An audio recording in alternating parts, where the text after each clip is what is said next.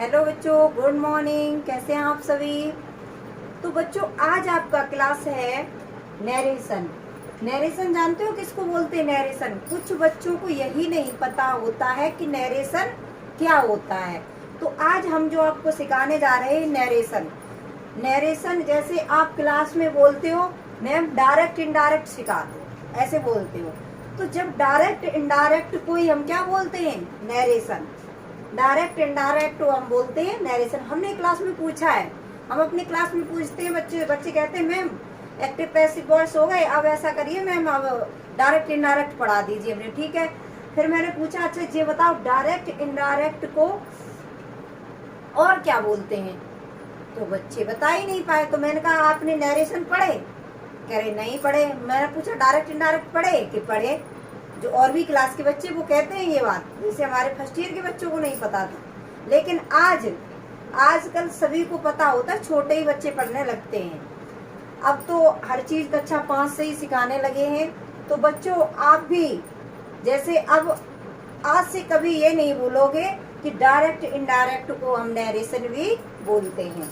तो सबसे पहले देखिए कि डायरेक्ट इनडायरेक्ट हम कैसे बनाते हैं। वो हमने विद एग्जाम्पल के, रूल के और विद परिभाषा नियम के सबके समझाए हैं। इस तरीके से आपको कोई नहीं समझाता है। देखो मैंने नोट किया है, मेरे साथ बने रहे। देखो नरेशन।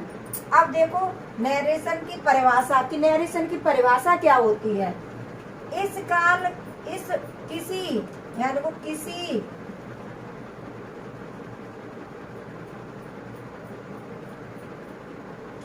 भी बात को कहने की कला को नरेशन कहते हैं। यहाँ थोड़ा गलत नोट हो गया था, वो हम बता रहे हैं। किसी भी बात को कहने की कला को नरेशन कहते हैं। अब ये तो हमारी हो गई परिभाषा। अब परिभाषा ही अच्छे से समझा दें। अब जैसे मैं आपको अभी पढ़ा रही हूँ, अगर हम यही अपनी भाषा को हम बिल्कुल देहाती भाषा में बताएं, लेकिन तुम्हें समझाएं सही से, कि किसी भी भाषा में आपको समझाया जाए लेकिन आपकी समझ में आना चाहिए अच्छे से। ठीक। अब हम अपनी बात को सोचते हैं अच्छे से अच्छे समझाएं जिससे बच्चे के समझ में आए। यानी हम अपनी बात को इस तरीके से समझाएं, वो हमारी जब भी हमारी कोई बात आप तक पहुंचाने के लिए हम अपने ये कोशिश करते हैं हम किस तरीके से बच्चे को समझाएं जो बच्चे के दिमाग में घुस जाए। तो वही होता है, किसी भी बात को कहने की कला को नरेशन कहते हैं। और जो भी हम बात करते हैं, जो भी मतलब अलग तरीके से पढ़ाते हैं या कुछ भी, ये भी एक कला होती है। ठीक।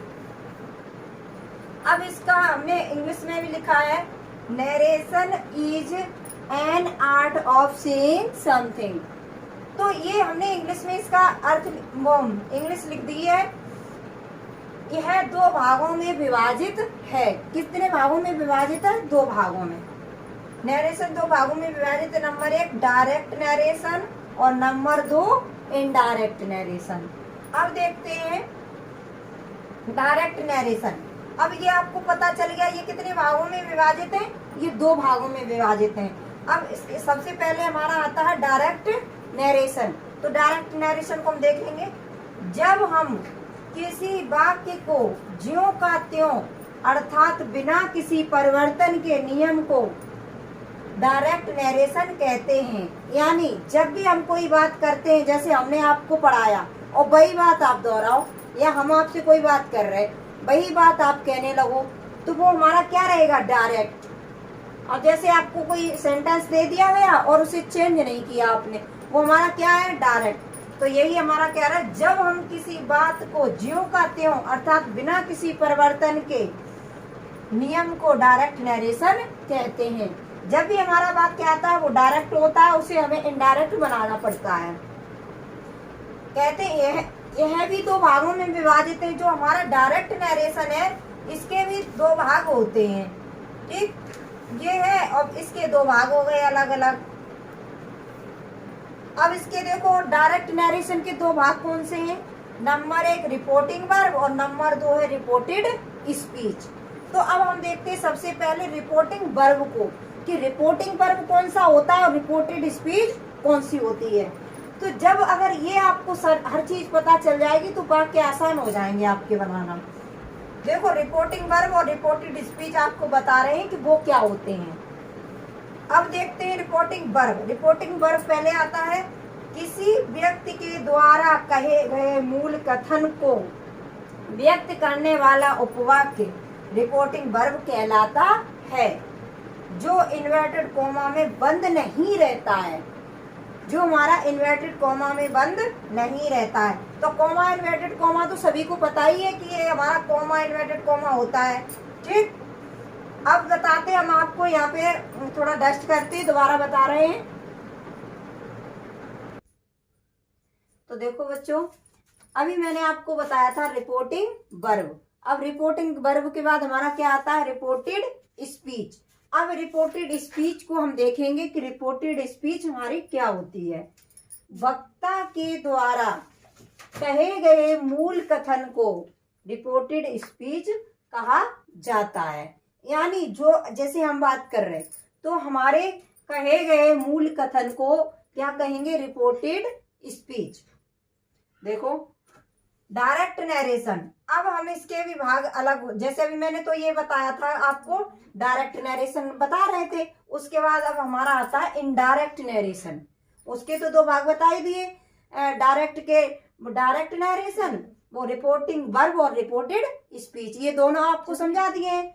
अब आता है हमारा डायरेक्ट नरेशन कि डायरेक्ट नरेशन क्या होता है। इनडायरेक्ट, वो डायरेक्ट समझ गए, और इनडायरेक्ट नरेशन, कि इनडायरेक्ट नरेशन क्या होता है। देखो वक्ता के द्वारा कहे गए मूल कथन को जब हम अपने शब्दों में कहते हैं जो उसे इनडायरेक्ट नरेशन कहते हैं। जैसे क्या कह रहा है ये कि वक्ता के द्वारा कहे गए मूल कथन को जब हम अपने शब्दों में कहते हैं।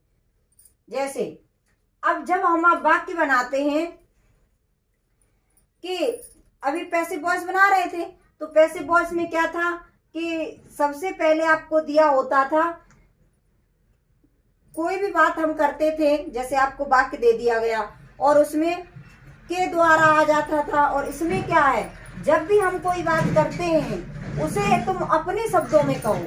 जैसे हम पढ़ा रहे आपको किताबी भाषा में, अब आप अपनी भाषा में जब बोल के कहोगे तो वो हमारा क्या कहेगा, इनडायरेक्ट नरेशन।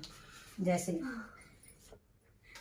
और ये भी 4 भागों में विभाजित है। जो हमारा डायरेक्ट था वो 2 भागों में विभाजित था, और ये कितने भागों में है, 4 भागों में। देखो number 1 assertive sentence, number 2 interrogative sentence, number 3 imperative sentence, number 4 exclamatory sentence. ये सारे सेंटेंस आपको पढ़ाए जाएंगे। देखो एसिरेटिव के अंतर्गत क्या आते हैं, एसिरेटिव सेंटेंस के अंतर्गत आते हैं निगेटिव और अफर्मेटिव। अफर्मेटिव और निगेटिव सेंटेंस आते हैं। एसिरेटिव ही आपको पहले पढ़ाया जाएगा। अब हम एसिरेटिव के बारे में बताने जा रहे हैं आपको, ठीक। और आपको ये चेंज भी कराना बताएंगे कि ये चेंज कैसे होते हैं। थोड़ा नोट करके बता दें, आपको वो समझाने जा रहे हैं। देखो तो देखो ये मैंने नोट करके आपको लिखा है यहाँ पे। वो देखो लाइट जा चुकी है, अंधेरा सा आने लगा होगा। देखो डायरेक्ट नरेशन में परिवर्तन करते समय कॉमा इन्वर्टेड कॉमा को हटा देते हैं, जो मैंने यहाँ पे नोट कर दिया है।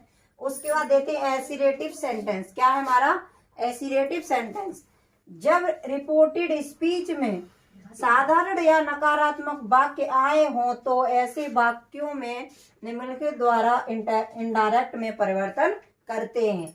यानी क्या कह रहा है हमारा ये एसिरेटिव, कि साधारण या नकारात्मक वाक्य आए हों तो ऐसे वाक्यों के निम्नलिखित द्वारा इनडायरेक्ट में परिवर्तन करते हैं। उसके रूल नीचे लिखे हैं। जैसे जब रिपोर्टिंग वर्ब में कर्म ना दिया हो तो इस क्रिया में कोई परिवर्तन नहीं होता है। किसमें कर्म ना दिया हो, रिपोर्टिंग वर्ब में। और देखो जब रिपोर्टिंग वर्ब में कर्म दिया हो तो इस क्रिया में परिवर्तन हो जाता है। अब हम आपको एक एग्जांपल दे रहे हैं, उसमें समझाते हैं कि किस तरीके से कर्म दिया जाएगा और किस तरीके से कर्म नहीं दिया जाएगा, वो हम आपको समझाएंगे अभी। तो देखो